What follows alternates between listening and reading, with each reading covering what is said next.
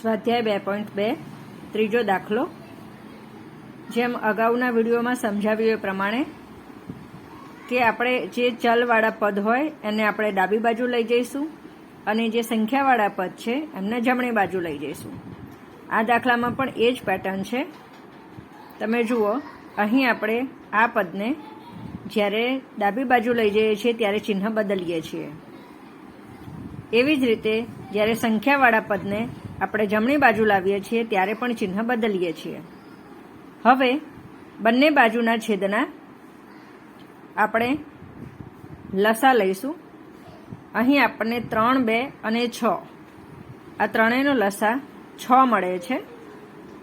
હવે જે લસા મળે છે એને આપણે બંને બાજુ ગુણવાનું છે। એક એક પદને છૂટા પાડીને એને ગુણવાનું છે, એ ખાસ યાદ રાખવાનું। જો આ 7 છે તો એને પણ અહીંયા 6 થી અલગ રીતે જ ગુણવાનું છે। અને ત્યારબાદ 3 થી 6 ને, 2 થી 6 ને અને 6 થી 6 નો આપણે છેદ ઉડાડીશું। એટલે ફાઇનલી આપણને આ રીતે પદ મળશે। અને આની પણ ક્રિયા કરીશું। એટલે જુઓ તમે, આપણી સરળતા ખાતર આપણે પ્લસવાળા જે ચલવાળા પદ છે એમને જોડે લાવીશું। અને અહીં આપ જોઈ શકો છો 17 ઓછા 42 એટલે કે અલગ ચિહ્નો બાદબાકી અને મોટાને માન, એટલે કે 17 અને 42 બંનેના ચિહ્નો અલગ છે એટલે એ બાદબાકી થશે અને મોટી સંખ્યા 42 છે એનું ચિહ્ન માઇનસ છે। આ યાદ રાખવા માટેની ટ્રીક છે, બાકી ગાણિતિક રીત અલગ છે।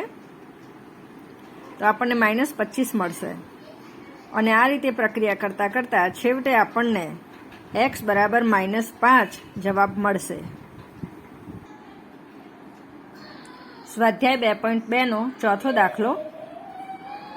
દરેક દાખલામાં એક જ પેટર્ન છે કે સૌથી પહેલા આપણે x વાળા પદ હોય અથવા કોઈ પણ ચલવાળા પદ હોય અને ડાબી બાજુ લઈ જઈશું અને સંખ્યાવાળા પદને જમણી બાજુ લઈ જઈશું। અહીં બંને બાજુ x વાળા પદ આપેલા છે એટલે આપણે સીધો લસા લેવાનો રહેશે। લસા લઈશું, આપણને 15 મળશે। અને જેમ ત્રીજું સ્ટેપ છે કે બંને બાજુને લસા વડે ગુણવાનું છે, તો આ જે પદ છે એને આપણે 15 વડે બંને બાજુ ગુણીશું। અને સંખ્યા એ રીતની જ હશે કે જેથી કરીને છેદ ઉડતા હશે।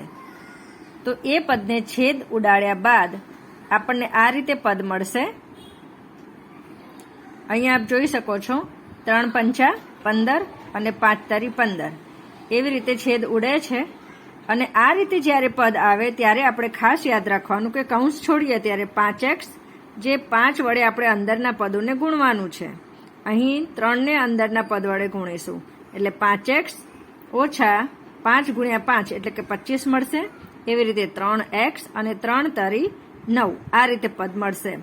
હવે ચલવાળા જે પદ છે એમને ડાબી બાજુ લઈ જઈએ અને બાકીના જ્યારે સંખ્યાવાળા પદ જમણી બાજુ લાવીએ ત્યારે ચિહ્નને ખાસ ધ્યાનમાં રાખવાનું। અહીં -25 છે, પદ બદલીને આ બાજુ આવશે ત્યારે +25 થઈ જશે। બસ, પછી આગળની ક્રિયા તો સાવ સરળ છે। અને આ રીતે આપણને છેવટનો જવાબ x બરાબર 8 મળશે। ઘણી વખત એવું બનતું હોય કે રકમ જોઈને એમ થઈ જાય કે આ દાખલો કેવી રીતે ગણી શકાશે, પરંતુ જ્યારે ગણવા બેસો ત્યારે દાખલો સાવ સરળ બની જતો હોય છે। આપ અહીં રકમમાં જોઈ શકો છો કે બંને બાજુ ચલ છે, આ બાજુ t છે અને આ બાજુ પણ બંને પદમાં ચલ છે। બંને બાજુ ચલવાળા પદ છે એટલે આપણે લસા લઈ લઈશું। 4, 3 અને 3 નો લસા લેતા આપણને 12 લસા મળશે। ત્રીજું જે સ્ટેપ છે કે બંને બાજુના પદને 12 વડે ગુણવાનું છે। અહીં t છે એને પણ આપણે 12 વડે ગુણવાનું છે અને છેદ ઉડાડશો એટલે આપણને ફાઇનલી સ્ટેપ બાય સ્ટેપ આ રીતે રકમ મળતી જશે।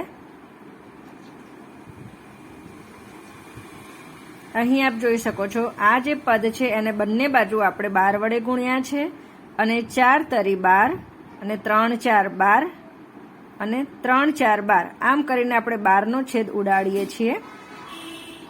છેદ ઉડાડતા ફાઇનલી આપણને આ સ્ટેપ મળે છે। હવે જ્યારે કૌંસ આપણે કૌંસ છોડવાની પ્રક્રિયા આવે ત્યારે 3 તરી 9, 3 દુ 6, એવી જ રીતે આ બાજુ 4 દુ 8 ટી અને 4 તરી 12. જો અહીં માઇનસની નિશાની હોય અને અહીંયા માઇનસની નિશાની હોય તો જવાબ તમારો પ્લસમાં આવશે, પરંતુ એક ચિહ્ન માઇનસ અને એક ચિહ્ન પ્લસમાં હોય ત્યારે જવાબ જે કૌંસની બહાર જે સંખ્યા હોય એનું લાગુ પડશે. આગળ એક બીજો એવો દાખલો આવે જ છે, ત્યારે વધારે ધ્યાનથી જોઈશું. હવે અહીં એ રીતે 4 દુ 8 અને 12 ટી.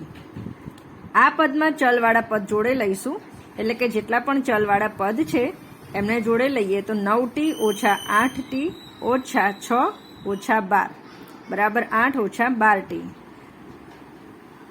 હવે તમે અહીંયા જુઓ કે અહીં તો સીધો જવાબ મળી જાય કે 1 ટી અથવા તો ટી એકલો લખો તો પણ ચાલે.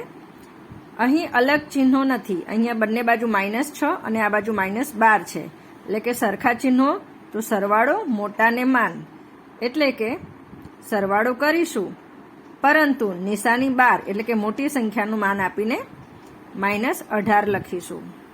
આ યાદ રાખવા માટેની ટ્રીક છે.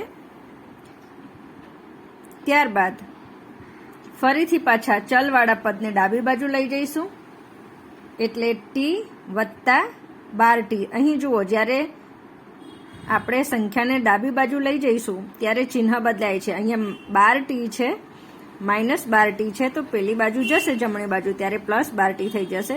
એવી જ રીતે -18 છે એ અહીંયા +18 થઈ જશે.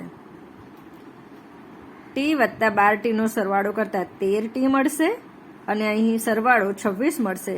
અને આગળની ગણતરી તો સાવ સરળ છે, જે આપ જોઈ શકો છો. સ્વાધ્યાય 2.2 નો છઠ્ઠો દાખલો. જેમ અગાઉ જણાવ્યું એ પ્રમાણે સૌથી પહેલા આપણે જે ચલ હોય એ ચલવાળા પદ એક બાજુ એટલે કે ડાબી બાજુ લઈ જઈશું અને સંખ્યાવાળા પદ જમણી બાજુ લઈશું, અને પછી છેદ લેવાનું છે, લસા લઈશું અને લસાને બંને બાજુના પદ સાથે ગુણવાનું છે. બસ આ જ ક્રમમાં આપણે આગળની ગણતરી કરવાની આવશે. જુઓ, અહીં જમણી બાજુ જે પદ છે એને આપણે ડાબી બાજુ લઈ જઈશું, અને જ્યારે આપણે જમણી બાજુના પદને ડાબી બાજુ લઈ જઈએ છીએ ત્યારે આ નિશાની છે એ અહીં બદલાઈ જાય છે. એવી રીતે હવે નીચેના જે છેદ છે 2 અને 3 નો આપણે લસા લઈશું, તો લસા આપણને 6 મળે છે, અને એ જે પણ લસા મળે એને આપણે આખા પદને ગુણવાના છે. જેમ કે અહીં એમ છે તો એમને 6 વડે ગુણીશું, આખું પદ છે એને પણ 6 વડે ગુણીશું, આ બાજુ આખું પદ છે એને પણ આપણે 6 વડે ગુણીશું, અને આ બાજુ જમણી બાજુ જે પદ છે એને પણ આપણે 6 વડે ગુણવાનું છે. ત્યારબાદ એકદમ સરળ ગણતરીથી આપણે છેદ ઉડાડીશું. 2 તરી 6 અને 3 દુ 6, 6 એકુ 6 જ રહેશે આ બાજુ. હવે કૌંસ છોડી આપણે તો 3m.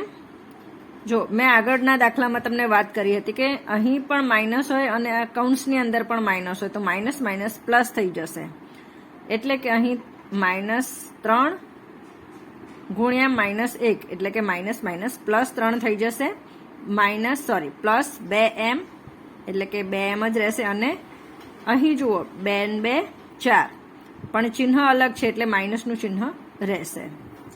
બસ હવે આપણે જે ચલવાળા પદ છે એમને જોડે લખીશું અને સંખ્યાવાળા પદને જમણી બાજુ લઈ જઈશું અને ચિહ્નોને ધ્યાનમાં રાખીશું. આ મેઇન વસ્તુ છે. 6m ઓછા 3m વત્તા 2m, આ બધા ચલવાળા સરખા પદોને એક બાજુ લીધા છે અને સંખ્યાવાળા પદોને એક બાજુ લીધા છે. તો 6 અહીંયા જ રહેશે, જ્યારે -4 છે જમણી બાજુ આવશે એટલે +4 થઈ જશે, અને +3 છે એ -3 થઈ જશે. અને આ બાજુ ગાણિતિક ક્રિયાઓ કરતા 6 માંથી 3 બાદ કરતા 3m વત્તા 2m અને 6 વત્તા 4 એટલે કે 10 ઓછા 3 5m બરાબર 7 રહેશે. અને આ રીતે ફાઇનલી આપણને જવાબ m બરાબર 7/5 મળશે. જેટલી પ્રેક્ટિસ કરીશું એટલી સરળતાથી દાખલા ગણી શકીશું.